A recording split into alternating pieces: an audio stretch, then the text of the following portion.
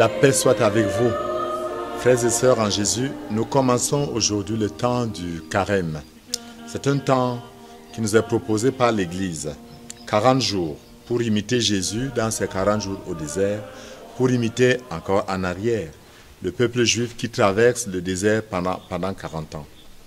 L'Église nous propose des gestes traditionnels de pénitence qui commencent avant tout autre par les cendres.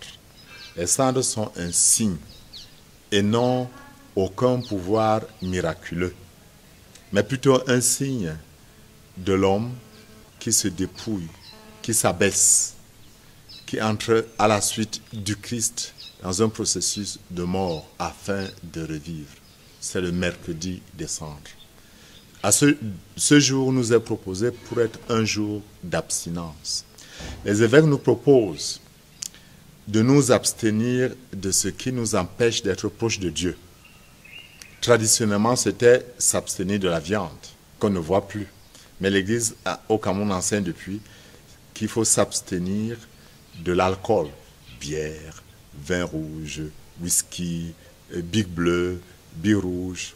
Mais on peut aussi s'abstenir de toute autre chose, aussi bien ce mercredi que tous les vendredis de carême, et même les autres jours. Autre chose, après l'abstinence, c'est la prière. La prière est essentielle pendant le temps de carême. Je sais que nous prions déjà, mais il est important, 1, de prier un peu plus, 2, d'améliorer la qualité de sa prière. On améliore la qualité de sa prière par un certain nombre de choses. Premièrement, en prenant le temps de rendre sa prière diversifiée, priant le chapelet, priant spontanément, priant les prières connues et les prières que nous suggère l'Esprit Saint. On enrichit aussi sa prière, surtout en prenant le temps de méditer la parole de Dieu. Que le carême soit pour nous essentiellement cette année un temps où nous nous nourrissons de la parole de Dieu, où nous vivons de ce qui sort de la bouche de Dieu. En plus de la prière, il y a l'aumône, le partage. Le partage fait partie de ces pratiques religieuses traditionnelles qui nous rapprochent de l'autre en nous rapprochant de Dieu. Il est beau que nous ayons un objectif, le 5e dimanche de carême, où l'Église nous propose de faire une grande collecte pour soutenir les œuvres d'Église d'une manière organisée. En famille, commençons à nous abstenir en nous disant, nous allons le 5e dimanche de carême partager ce que nous aurons mis à part. Dans les salles de classe, il y a des salles de classe qui peuvent s'engager à le faire. Dans les groupes de prière, dans les associations religieuses ou même des simples associations. Mais que le temps de carême soit le temps de partager notre joie, le temps de partager ce que nous avons, le temps de partager notre temps, le temps de partager notre énergie. Mais une chose importante, le temps de carême a pour objectif spécifique de nous rapprocher de Dieu. Débarrassons-nous, comme nous dit la lettre aux Hébreux, de ce qui alourdit notre marche vers Dieu. C'est d'abord le péché.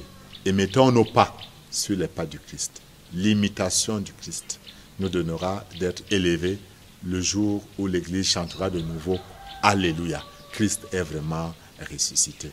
Engageons donc cette démarche sans crainte. Si pendant la marche, je glisse, je tombe, je me relève, je demande pardon à Dieu et je continue.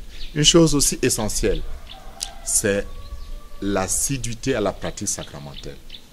Confession rigoureuse pendant le temps de carême et engageons-nous tous les dimanches de carême à être présents à la messe.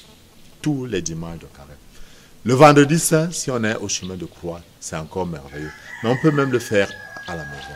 Dans tous les cas, bataille générale, un combat général, un combat spirituel, tous les chrétiens, engageons-nous à la suite du Christ pendant ce temps de carême. Et que Dieu nous donne la grâce d'être plus proche de lui et qu'il vous bénisse, lui qui est notre Dieu plein de tendresse. Au nom du Père et du Fils et du Saint-Esprit. Amen.